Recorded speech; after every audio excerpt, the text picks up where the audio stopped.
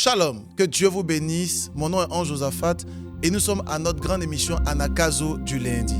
Avant tout propos, j'aimerais vous souhaiter bonne et heureuse année 2026. Année de grâce, de faveur, de paix, de puissance et d'autorité. Que Dieu fasse de toi une source de bénédiction.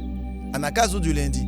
Écoutons ce témoignage et après ce témoignage, on se retrouve. Bonsoir, je me prénomme Marie Nouria. Je suis très heureuse aujourd'hui parce que j'ai été débarrassée de mal que j'avais dans mon cœur. Je ne pouvais pas marcher longtemps, je ne pouvais pas rester debout. C'était un handicap terrible. Et là, je restais des heures couchée. Bon, je faisais des choses, tout se faisait sur mon lit, je mangeais sur mon lit. Et hier, le pasteur m'a dit de me lever. Et je ne me suis pas posé de questions, je me suis levée. Et je suis restée un bon moment à ma surprise debout. Et j'ai commencé à vomir, donc à rendre le mal. Et puis aussi, j'ai transpiré à grosses gouttes. C'était impressionnant parce que vraiment, les gouttes, c'était comme la ménopause en fait. Et puis, j'étais surprise de la chaleur que j'avais dans tout mon corps. Je n'avais jamais ressenti une chaleur pareille. Donc, je remercie au canal de Dieu, qui est notre prophète Josephat Ange. Et je remercie Dieu, le Christ, parce que vous ne pouvez pas savoir. En fait, ça a commencé par une maladie très très grave, la maladie de Cushing. Et j'ai guéri de cette maladie, je ne l'ai plus. Et cette maladie, elle tue. Donc, on est complètement déformé, on a des problèmes partout, c'est un cancer des glandes. Eh bien, je ne l'ai plus, mais ça m'avait laissé quelques séquelles. Et là, Dieu, il est en train de tout réparer et j'espère avoir une vie normale. Ce qui m'empêchait de travailler, de vivre normalement, de voir mes amis. Je ne voulais pas que mes amis me voient dans cet état parce que c'est une maladie qui déforme.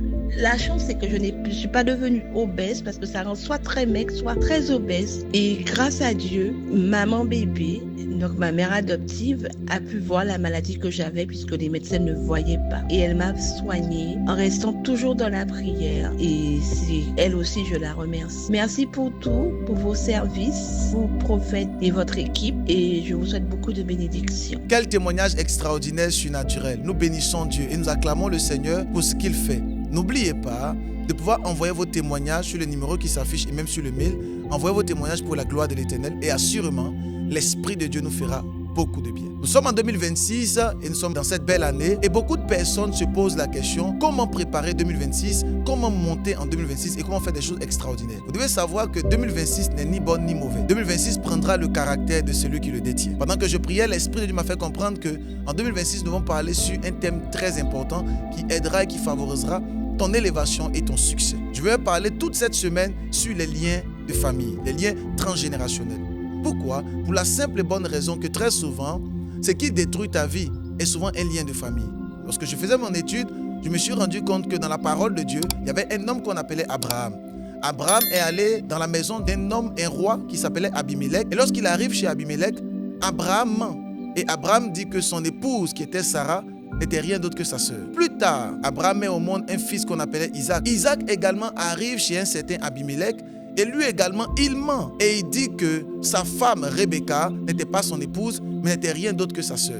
Un lien de famille qui était entré par Abraham a continué à perdurer pendant des générations et pendant des années. Pourquoi? À cause d'un lien de famille. Ma prière pour toi, c'est que tout lien de famille qui s'était levé contre toi et contre ta vie soit neutralisé par la puissance du Saint-Esprit. Nous voulons débuter ce grand thème sur les liens de famille avec un thème très spécifique, le lien de pauvreté.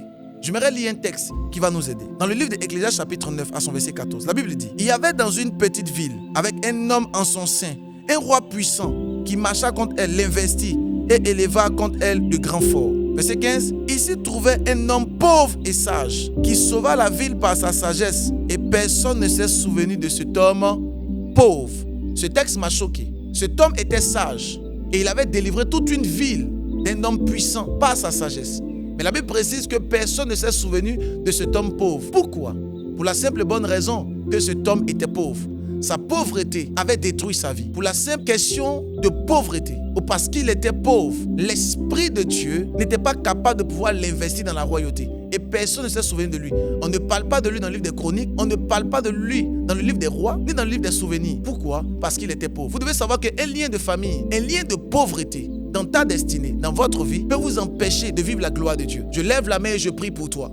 Ma prière, c'est que toute forme de pauvreté qui s'était levée contre ta vie soit neutralisée par la puissance du nom de Jésus-Christ. Tout esprit de pauvreté qui vient de ta famille, qui s'était levé contre toi, nous l'annulons par la puissance du Saint-Esprit. Ma prière, c'est que Dieu fasse de toi un sujet de gloire et un sujet de puissance. Nous allons nous retrouver demain mardi et nous allons parler encore sur les liens de pauvreté. L'Esprit de Dieu nous fera beaucoup de bien. N'oubliez pas de vous abonner, d'activer la cloche de notification et de partager pour la gloire de Dieu. On se retrouve demain à 6h pour Anakazo du mardi. Shalom.